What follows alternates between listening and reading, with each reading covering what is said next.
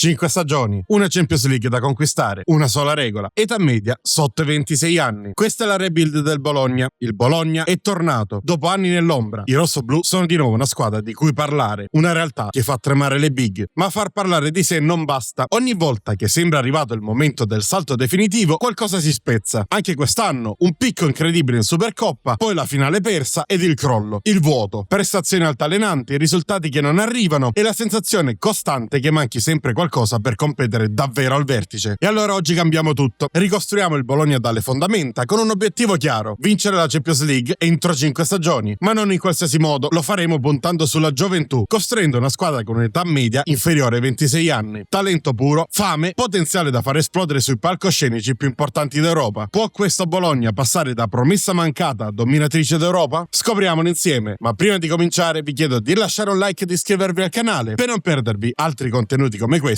e non solo. Questa è la squadra che abbiamo a disposizione al momento. La rosa presenta un buon mix tra giovani da far esplodere e veterani, che invece avranno il compito di trascinare la squadra finché i ragazzi non riusciranno a tenerla in piedi autonomamente. L'uomo principale su cui puntare e che dovremo assolutamente legare a noi fino alla fine è senza ombra di dubbio Santiago Castro. Ventenne argentino dal potenziale stellare, un fulcro del gioco con buona tecnica e visione di gioco ed una capacità di tiro che promette gol pesanti. Un talento ancora grezzo ma destinato a esplodere. Insieme a lui non possiamo non nominare il leader tecnico e carismatico di questa squadra, Riccardo Orsolini, giocatore d'esperienza e qualità cristallina, a 28 anni, un piede mancino capace di spaccare le partite unito a tecnica raffinata e intelligenza tattica. Ma ora passiamo a parlare della tattica scelta per questa rebuild. Il modulo di base è un 4-2-3-1 con due mediani davanti alla difesa. Abbiamo costruito il gioco intorno al fulcro del gioco, posizionando alle sue spalle un trequartista che aggira da sottopunta, sfruttando gli spazi creati dal compagno. Per aumentare le chance di segnare, ai lati abbiamo messo un'ala invertita che ha il compito di rientrare sul piede forte prima di decidere se tirare o fornire un assist, e dall'altra parte un'ala pura che dovrà far piovere cross in aria. Più in basso troviamo un regista mobile che si alzerà ad aiutare la manovra ed un regista arretrato che invece dovrà dare equilibrio e far iniziare l'azione dalle retrovie. In fase di non possesso il fulcro del gioco rimarrà alto e farà da riferimento offensivo, mentre 3 giocatori dietro di lui saranno chiamati ad abbassarsi per dare una mano in difesa. A livello di istruzioni di squadra ho cercato di creare un gioco semplice basato su passaggi corti e possesso palla, anche accettando il pressing avversario se necessario. Una strategia rischiosa ma che potrebbe creare spazi da sfruttare. In fase difensiva pressing a tutto campo ma non a ritmo forsennato, e per tenere la squadra compatta ho chiesto alla linea difensiva di alzarsi leggermente. Ci sono inoltre alcune istruzioni personali, ma le più importanti riguardano i terzini. Quello di destra ha nelle istruzioni di spingersi in avanti più spesso rispetto al compagno dalla parte opposta e di crossare dalla linea di fondo, andando a occupare gli spazi liberati dall'ala invertita. Il terzino di sinistra invece si spingerà meno in avanti e quando lo farà avrà il compito di crossare dalla tre quarti. Se volete provare la tattica, studiarvela o qualsiasi altra cosa, come al solito trovate il link per scaricarla qui sotto in descrizione. Ed ora possiamo dare il via alla nostra prima stagione alla guida del Bologna, perché ho deciso di non muovermi sul mercato, lasciando invariate le scelte fatte in estate dalla dirigenza e da mister italiano. Questa sarà la squadra titolare e secondo me, anche senza nessun intervento, può raggiungere obiettivi importanti. Ed infatti l'inizio di stagione conferma le mie sensazioni, con la squadra che mette in fila una serie di 6 vittorie consecutive, prima di un ottobre meno brillante ma comunque ottimo. La vittoria per 2-1 al Dallara contro i campioni in carica della Serie A è un messaggio importante al campionato italiano. 21 tiri contro 6 del Napoli e 2-1 finale. Questa squadra non scherza. E anche nei mesi successivi il trend non cambia, anzi la squadra gioca alla grande, perdendo solo 2 volte in 3 mesi, in 2 partite difficili contro Milan e Roma. In compenso però arriva la vittoria della Supercoppa italiana. Dopo aver vinto contro l'Inter in semifinale, la squadra ha di nuovo battuto per 2-1 il Napoli, con una partita molto simile alla precedente sotto tanti punti di vista. A sbloccare la partita non poteva che essere Orsolini, bravissimo a mettere il pallone alle spalle del portiere con un tiro a giro imparabile. Lo stesso Orsolini ha poi raddoppiato, staccando completamente da solo sul secondo palo. Il gol di Lucca nei secondi finali ha riacceso le speranze del Napoli, ma il tempo era ormai agli sgoccioli e il trofeo è andato giustamente a noi. Anche a gennaio non ci siamo mossi sul mercato, ma qualche infortunio di troppo ha faticato la squadra, che ha perso qualche punto in più. In compenso, in Europa League, dopo aver superato gli spareggi, abbiamo affrontato il Nottingham Forest, superando il turno grazie a questa vittoria importantissima tra le mura amiche del nostro stadio. Infatti il 4-1 ha reso vano il tentativo di rimonta degli inglesi, che non sono riusciti a ribaltare il risultato in casa. Purtroppo, ai quarti siamo stati sorteggiati contro la Roma, che è uscita vincitrice dal doppio confronto con un totale di 2-1. Ma nel frattempo abbiamo raggiunto la finale di Coppa Italia e davanti a noi abbiamo trovato il Como di Fabregas. Una partita combattuta ma giocata decisamente meglio da noi, che alla fine siamo riusciti a trionfare ai supplementari grazie al rigore siglato da Bernardeschi. In Serie A invece abbiamo conquistato un ottimo terzo posto, vicino al secondo ma ben 20 punti lontani dal primo, occupato dall'Inter. La squadra ha performato bene ed in questa schermata vedete per primi titolari di questa stagione, mentre sotto tutte le seconde linee, in modo che sia più semplice capire chi ha performato meglio e chi invece ha deluso. Il miglior giocatore di questa stagione è stato Riccardo Orsolini, per lui una stagione in doppia cifra sia per gol che per assist ed una media voto che non lascia dubbi sull'impatto avuto in quest'annata. Chi invece ha deluso le aspettative è stato Odegaard, 5 gol è vero, ma non è mai riuscito ad essere veramente d'aiuto alla squadra, sia quando è partito nell'11 titolare, sia quando invece è entrato a partita in corso. Ora dovremo analizzare bene la rosa e decidere dove intervenire sul mercato.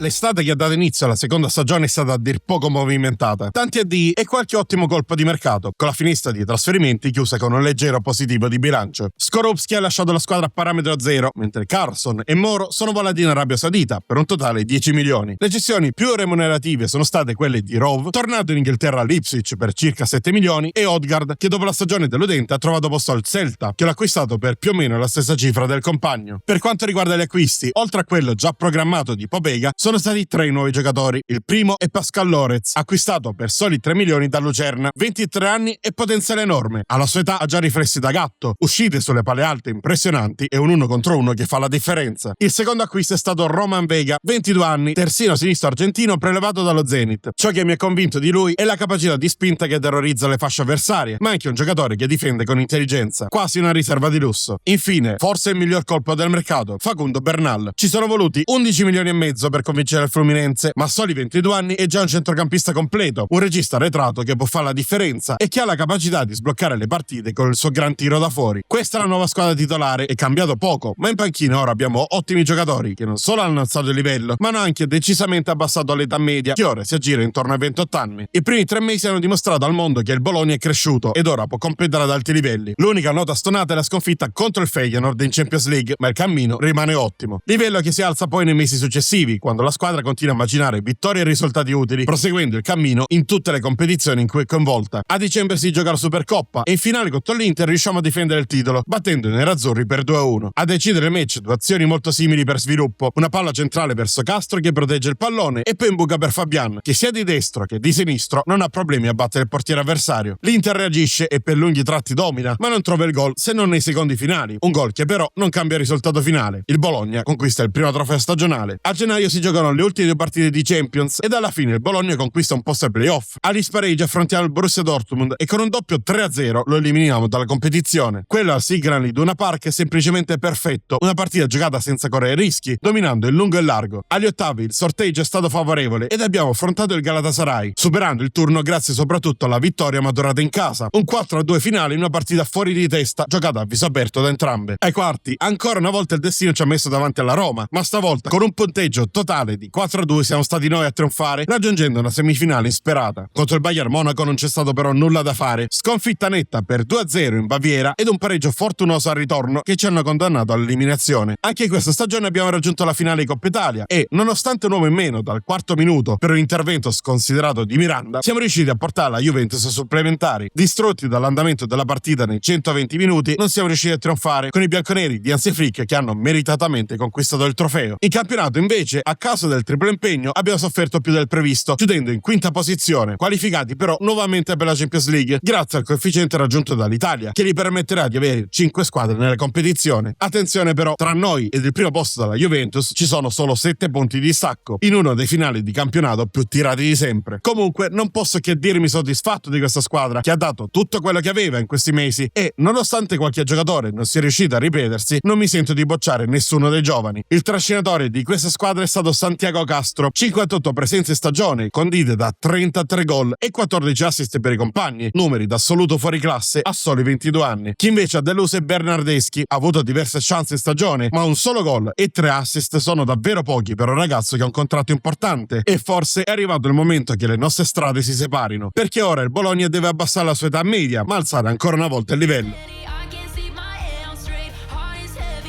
Il mercato della terza stagione quindi ha avuto come priorità assoluta abbassare decisamente l'età media della squadra. Addio quindi a Bernardeschi e Remo Freuler, che hanno salutato a parametro zero, con il secondo che si è poi unito a San Etienne. Via anche Casale, unitosi anche a lui all'Ipswich, e Pobega, deludente considerando anche i 7 milioni investiti per lui. Ma la cessione più importante è stata quella di Lukumi, passato come i suoi compagni prima di lui all'Ipswich. Sono invece stati 6 gli acquisti in questa sessione, alcuni dei quali molto interessanti. Il primo è subito il più importante perché l'erede di Lukumi. Ci vogliono vogliono quasi 16 milioni per acquistarlo, ma Mouaremovic è costruito per dominare l'area. Un colosso aereo che vince ogni duello di testa con una resistenza fisica che gli permette di mantenere concentrazione e intensità per tutti i 90 minuti. Sarà lui il pilastro su cui costruire la difesa. Insieme a lui un giocatore più di prospettiva, Fabio Chiarodia, che al momento giocherà da riserva. 22 anni, ma già una tecnica pulita e una lettura del gioco che gli permette di impostare l'azione dalla difesa con personalità e precisione. Ed anche davanti alla difesa sono stati fatti 2 investimenti per il futuro, che partiranno al momento dalla panchina, pronti a guadagnare spazio. Luis Engels è un centrocampista con una visione di gioco straordinaria, unita a un fisico imponente che gli permette di controllare il centrocampo. Ha tutto per diventare un regista di livello europeo. Insieme a lui arriva Ebubekir Is, 18 anni, il più giovane della rosa, ma con una tecnica già cristallina. Centrocampista tedesco che tocca il pallone con una naturalezza disarmante, capace di muoversi tra le linee con intelligenza. Un talento puro che ha bisogno solo di tempo per esplodere. Ringiovaniamo anche la tre quarti acquistando 2 giocatori più che interessanti. Mattia Liberali è rimasto troppo tempo in Serie B ed è il momento che faccia il salto di qualità. È il classico trequartista capace di inventare giocate dal nulla con un dribbling che salta l'uomo e una visione periferica che gli permette di creare spazi dove sembrano non esistere. Dario Osorio invece è l'alternativa ideale a Orsolini. Dribbling veloce, tiro potente da fuori e il carattere giusto per fare la differenza nei momenti decisivi. Se dovesse crescere come spero, potrebbe diventare il suo degno erede. L'11 titolare evolve ancora e adesso Mouaremovic raccoglie il posto da titolare lasciato libero da Lukumi, mentre Bernal, dopo aver imparato da Freuler, è pronto per prendere le redini nel centrocampo e portare a termine la sua crescita. Ora la squadra ha abbassato ancora la sua età media e si è portata intorno a 26 anni. Ma il motivo per cui il progetto funziona è che i giovani acquisiscono sempre più esperienza e iniziano a diventare giocatori inarrestabili. Primi 3 mesi da imbattuti, poi una sola sconfitta, ma nulla di grave. Un giustissimo 1-0 contro il PSG in Champions. La squadra prosegue nel suo cammino e nei mesi successivi continua a macinare punti e inoltre porta a casa la terza Supercoppa italiana di seguito, battendo nuovamente l'Inter in finale. Questa volta i nerazzurri hanno decisamente creato tanto, ma noi siamo stati molto più cinici davanti alla porta. A gennaio le ultime 2 partite di Champions hanno chiuso il girone e anche in questo caso il Bologna è dovuto passare dai playoff, ma nonostante un ottimo 11° posto il sorteggio è stato durissimo. Davanti a noi il Lipsia. Dopo il 2-1 per il Lipsia nella partita di andata, la squadra ha reagito con una prestazione casalinga a dir poco magistrale. Possesso palla, tiri, XG, tutto a nostro favore, ma soprattutto un 4-0 senza storia. Purtroppo però agli ottavi il fato ci ha accoppiati al City, doppia sconfitta e 4-0 totale nel doppio confronto, che ci hanno costretto ad abbandonare anzitempo la competizione. E anche in Coppa Italia non siamo riusciti a raggiungere l'ultimo atto, fermati in semifinale dal Milan. Poco male, perché questo ci ha permesso di concentrarci sul campionato e con un'ultima serie vincente siamo riusciti, aiutati anche dalle difficoltà delle big, in un'impresa: vincere il campionato di Serie A. Il Bologna torna davanti a tutti dopo 62 anni e lo fa con 7 punti di vantaggio sulla Juventus. In questa stagione c'è stata qualche delusione in più, ma lo scudetto cancella tutto. Davanti a noi una squadra sempre più giovane che, come potete vedere dalle statistiche complessive, raramente delude le aspettative. I nostri giocatori più giovani hanno giocato molte partite, fatto esperienza e iniziato il loro percorso di crescita, mentre gli altri hanno trascinato la squadra. Chi l'ha fatto più di tutti è stato capitano Orsolini, che con 27 gol e 15 assist giocando da ala ha dimostrato di essere il cuore pulsante di questo progetto. Ma a 31 anni forse è arrivato il momento di salutare, e con lui dovrà salutare anche Dallinga. 10 presenze con 4 gol e 2 assist, ma nonostante i buoni numeri la media voto così bassa fa capire quanto poco sia presente nel gioco. L'obiettivo della prossima stagione è di nuovo quello: ringiovanire la rosa e alzare ulteriormente l'asticella.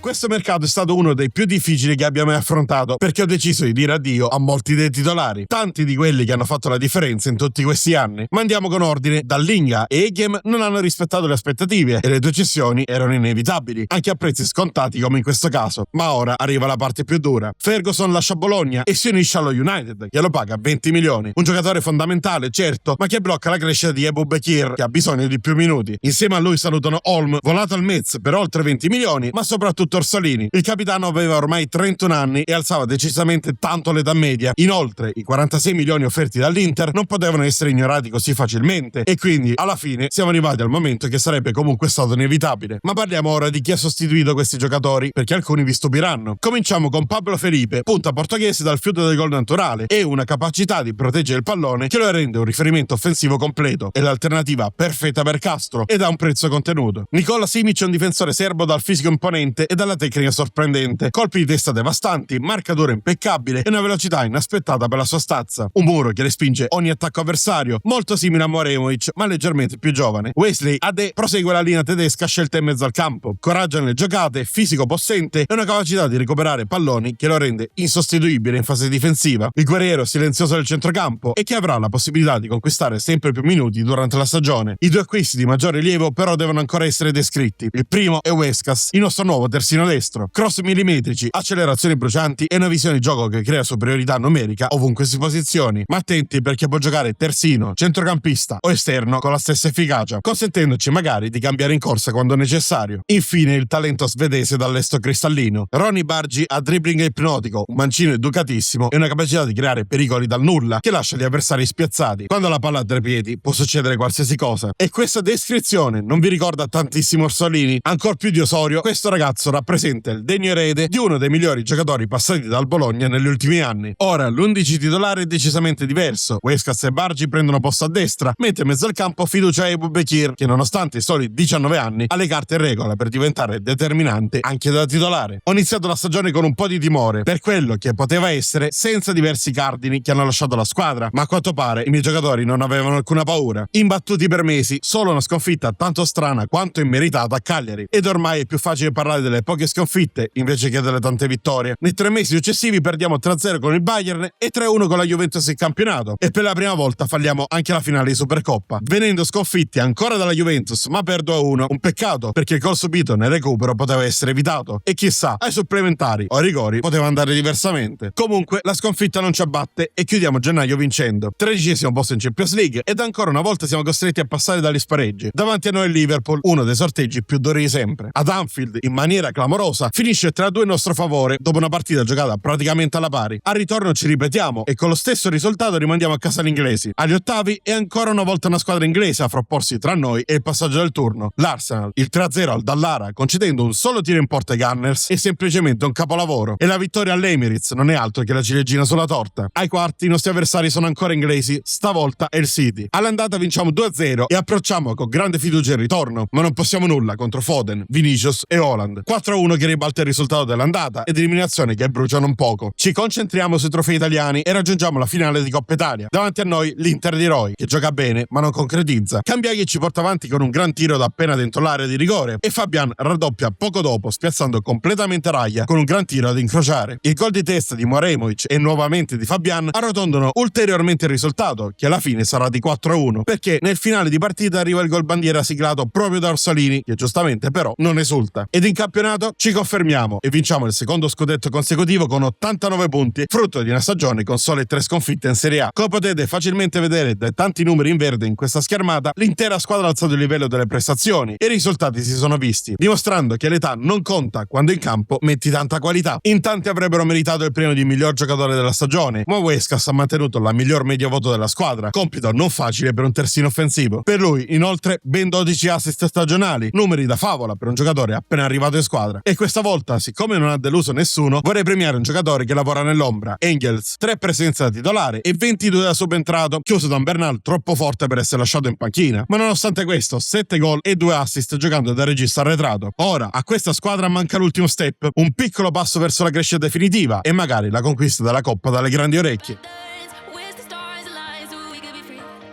Siamo chiamati a fare l'ultimo salto ora, senza eccezioni. Via gli ultimi giocatori oltre 26 anni di età e allora salutano Zortea, ottima riserva in queste stagioni, poi Cambiaghi e Miranda, 2 titolarissimi che però a causa dell'età devono abbandonare. E con 3 cessioni mettiamo da parte un tesoretto di 50 milioni, pronti a essere reinvestiti almeno in parte. Per sostituire Zortea ci affidiamo un giovanissimo turco di belle speranze, Kobanoglu, e un esterno completo che sa quando attaccare e quando difendere. Sulla fascia opposta, dal Borussia Dortmund arriva Samuel Angori, ex Pisa, cross millimetrici da far partire dalla 3/4, ottima lettura difensiva e una capacità di sovrapporsi con intelligenza che crea superiorità numerica. L'esperienza italiana che ci serviva al servizio della fascia mancina. Infine chiudiamo con un colpo che chi ha visto il mio short dove consiglio 3 giovani da acquistare nei vostri save ricorderà sicuramente. Kerim Atajbegovic, 21 anni, ala sinistra dalla fantasia pura, tecnica sopraffina, controllo di palla ipnotico e una capacità di inventare passaggi che tagliano le difese come un bisturi. Il talento giusto che può spaccare le partite con una giocata. Con questa squadra squadra e con questo nuovo 11 titolare siamo pronti a dare l'assalto alla Champions League. La fiducia è alta e al momento, poco prima del calcio inizio della prima partita, l'età media della prima squadra è esattamente 24 anni. Ma prima dovremo vincere la Coppa dalle grandi orecchie o questi proclami non serviranno assolutamente a nulla. Partiamo fortissimo e nelle prime 15 partite sono 13 vittorie e 2 soli pareggi. Il 5-0 alla Juventus, costringendola a non tirare quasi mai, è un segnale chiaro non solo all'Italia ma a tutto il mondo. Il Bologna vuole vincere ed anche nei mesi seguenti il ritmo non cala mai. Solo vittorie, qualche pareggio dovuto al turnover ed una sola sconfitta in casa contro il Bayern. In Supercoppa italiana la vittima in finale è ancora la Juventus. I bianconeri giocano leggermente meglio ma noi siamo inarrestabili e con un 3-1 senza appello mettiamo in bacheca il primo trofeo della stagione. A gennaio si giocano le ultime 2 del girone di Champions e con altre 2 vittorie chiudiamo al quinto posto. Finalmente evitiamo gli spareggi e possiamo concentrarci nel chiudere il campionato, almeno fino a marzo. In Coppa Italia l'Inter ci ha eliminato ai quarti, trionfando ai rigori, ma a marzo i sorteggi ci mettono di fronte alla possibilità di vendicarci in un derby italiano in Europa. Al Dallara non c'è storia, Inter demolita sotto ogni aspetto e un 4-1 che mette fine alle speranze nerazzurre. Il cammino prosegue con i quarti, dove finalmente la buona sorte ci sorride e ci accoppia al Siviglia. Ancora una volta nel nostro stadio non c'è speranza per gli avversari, che vengono annichiliti con un 3-0 incredibile anche nelle statistiche. Il pareggio al ritorno basta per guadagnare la semifinale, che ci vede scendere in campo contro la regina d'Europa, il Real Madrid. Ed indovinate dove facciamo ancora la differenza? Esatto, al Dallara, un vero e proprio fortino. A Bologna dove scena una partita tesa, ma che noi giochiamo leggermente meglio dei nostri avversari, trionfando alla fine grazie al gol di Castro, che di testa ci consegna un gran vantaggio per il ritorno. Al Bernabeu la tensione si sente e dopo appena un minuto Rodrigo porta avanti i suoi, pareggiando il computo totale. Ma ormai la squadra è matura e in 6 minuti ribalta completamente il risultato con i gol di Fabian e Bargi. Nel secondo tempo il gol di Bellingham ci spaventa un pochino, ma resistiamo ed alla fine guadagniamo con merito la finale di Champions League, una finale che ci vedrà affrontare il Liverpool, un'altra delle squadre che spesso abbiamo incontrato in questo percorso e che conosciamo molto bene. Ma prima diamo un'occhiata alla classifica di Serie A, perché con 29 vittorie, 6 pareggi e 3 sconfitte, il Bologna è di nuovo campione d'Italia con 93 punti guadagnati, ben 10 in più della seconda classificata. Ed ora non resta che scoprire come è andata a finire la finale di Champions League. Alla Strawberry Arena di Stoccolma va in scena la finale della competizione più importante d'Europa ed a trionfare, nonostante una partita per lunghi tratti dominata da Liverpool, è proprio il Bologna. Non è stata una gran partita, in generale intendo, ma quell'unico gol dopo 6 minuti di gioco ha fatto tutta la differenza del mondo. Huescas ha bruciato la fascia, pescando poi in profondità Bargi, che una volta sul fondo non poteva far altro che metterla al centro. Sul pallone Rasudera si è avventato come un falco Fabian, che è stato bravissimo a far passare il pallone sotto le gambe del portiere. Ed allora è ufficiale, il Bologna è campione d'Europa e lo fa con una delle squadre più giovani nella competizione, perché ora possiamo avere il riscontro visivo che certifica la riuscita del progetto. Il Bologna ha un'età media di 25 anni. Ovviamente dopo un'intera stagione molti hanno compiuto gli anni e si è alzata, ma nonostante questo rispetta perfettamente i parametri che ci eravamo imposti di rispettare. Davanti a noi una squadra tanto giovane quanto forte e che ha nei suoi giovanissimi giocatori migliori d'Europa, come potete tranquillamente vedere anche da queste statistiche. Il miglior giocatore di questa stagione è stato proprio Ate Begovic, arrivato per sostituire Cambiaghi e riuscito non solo nell'intento ma anche alzato il livello, chiudendo con 17 gol e 16 assist in 53 presenze, nonché la media voto più alta di tutti. Insieme a lui vanno nominati anche Fabian con 21 gol e 8 assist, di cui il gol più importante di tutti in finale di Champions, ed anche Castro con noi dal giorno 1, che nella sua peggior stagione riesce comunque a chiudere con 21 reti segnate e 6 assist. È stato un cammino che mi ha emozionato e aver vinto per 3 volte la Supercoppa, 2 volte la Coppa Italia, 3 volte lo scudetto e inoltre una splendida Champions League rende questa una delle rebuild più belle di sempre. E con tanti giovani in squadra questa società potrebbe in futuro arricchire la sua bacheca sempre di più. Ma il nostro cammino si ferma qui. Spero che il video vi sia piaciuto e se così fosse allora lasciate like ed iscrivetevi per tanti nuovi contenuti. Noi ci vediamo nel prossimo video. Ciao ragazzi!